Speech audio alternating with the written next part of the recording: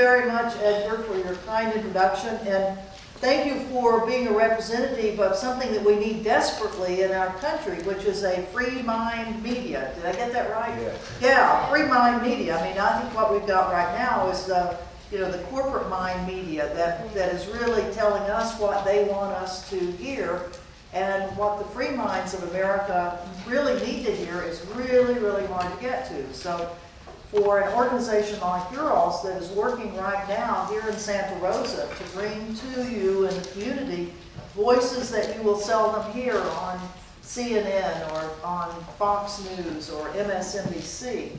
But sometimes when you listen to things like Democracy Now! Or if you listen to KFPA, KPFA, KBRS, I can't even remember these acronyms, but what is it? KPFA is Berkeley, KPFK is Los Angeles, KPFT is Houston, Texas, KBI, New York City. These are the voices, WBAI. These are the voices of America that are seldom heard unless you're tuning into these non-corporate entities. So I am deeply honored to be here in Santa Rosa, that you all were kind enough to get in touch with us so that I could speak here. And I'm just impressed as I can be with so many of you all who came out on at 8 o'clock at night and to be here. What I want to talk about tonight are the issues of war and peace, of what's happening to our country on our economy. I'd like to talk a little about foreign policy, and I'll do that in 35 minutes.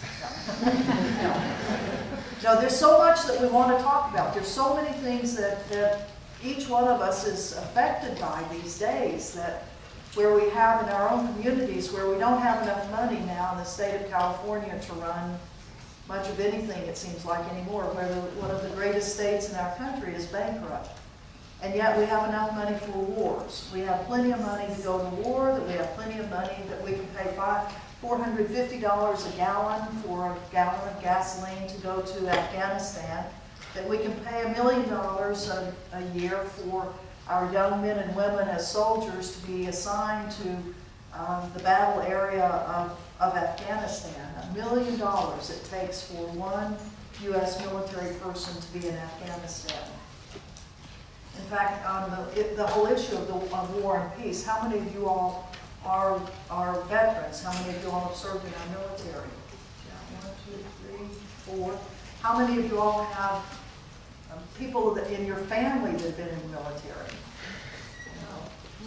How many of you all know someone that's been in the military?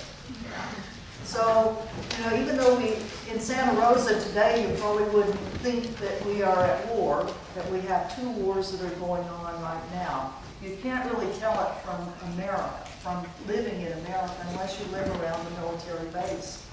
That these wars are being conducted in a very sly manner, that we rely on volunteers to go into our military, that we don't have a draft. That would be the end of all wars if we had a draft, if the people would vote on whether or not we want a war. I don't think many people would be voting for war. They certainly didn't during the Vietnam War, when the draft itself and people who did not volunteer to go into the military were having to go in, and that pretty well ended it.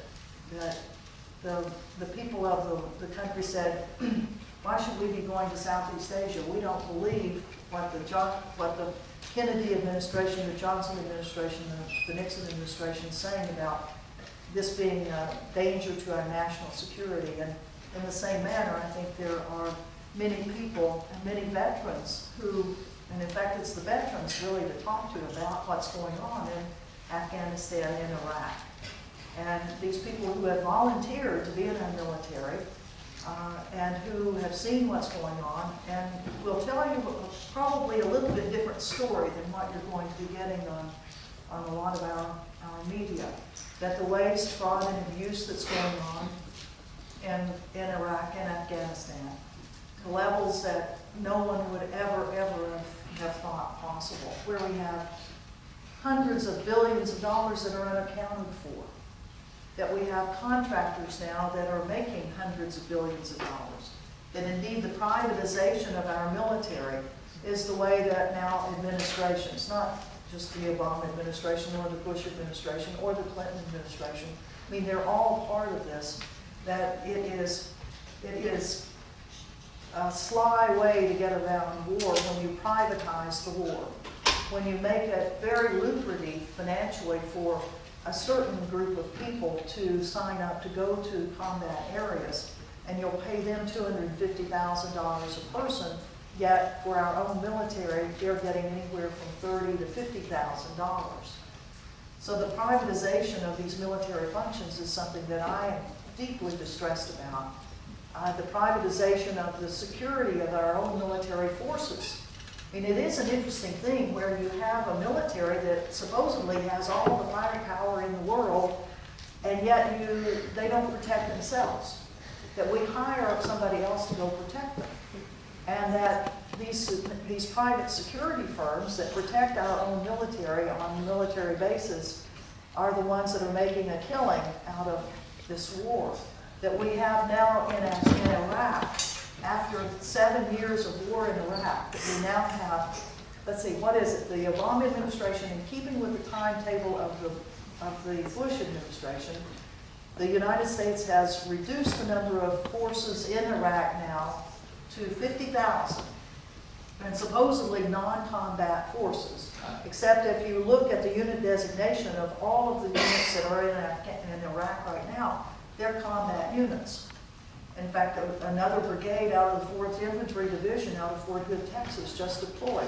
They are combat troops, but they're being used in a non-combat way. They're sitting on bases until they're asked to come out of those bases to go help the fledgling Iraqi military. So 50,000 military troops we have in Afghanistan, but they forget to tell us how many contractors we still have. We have over 80,000 U.S. contractors that are in Iraq, and at least half of them are private security firms. Private security firms like DynCorp, like Triple Canopy, not Blackwater anymore, because Blackwater got kicked out of Iraq because of the abuses of Blackwater toward Iraqi people. But guess where Blackwater went? Well, when there's another war around, they'll find a place to be, and so they just went to Afghanistan. And guess who is guarding the U.S. ambassador in Afghanistan? Why, it's Blackwater. Blackwater, now known as Z, XE, Blackwater, Z.